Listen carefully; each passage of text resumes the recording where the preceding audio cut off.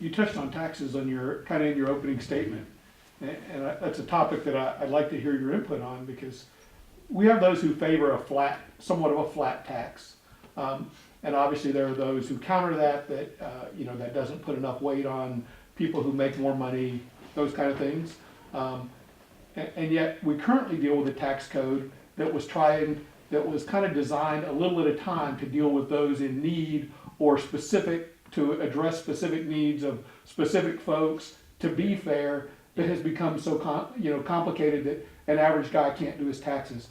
What do you see as a fair and comprehensive tax solution for our country to achieve revenues without being impossibly complicated?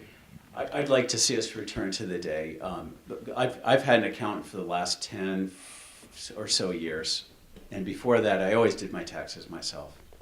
It got to the point where I couldn't even understand, why is that number going over to there on the tax form, the alternative minimum tax, and a number of these functions essentially that are now so softwareized that no one even understands why that takes place.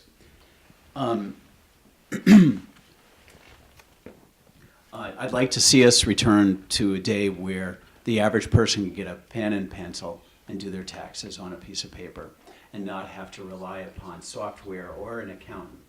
Now, if you're a corporation and there's perhaps legitimate and smart tax incentives that should stay in place, that's different, or if you're an individual, you own 20 homes and you're wealthy and you have all kinds of investments, you may need an accountant. But the average person shouldn't have to have an accountant to do their taxes. Nothing against accountants, but I think my tax accountant always used the expression, it's the law of unintended consequences. They're trying to make things better so that happens when that happens. And it ends up being kind of just a completely mixed up situation and too complicated. But I'd like to see us simplify taxes. I'd like to see us look at a few things. Bill Gates has a 30,000 square foot home. Should we be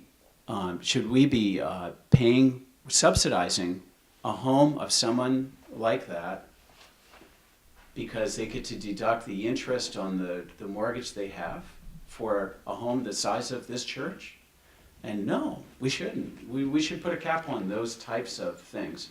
A second home, do people need to subsidize? Do you and I need to subsidize someone's second home? No, I'm not in favor of that at all.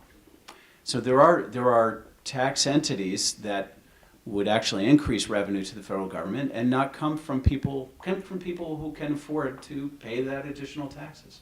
We shouldn't be subsidizing wealth.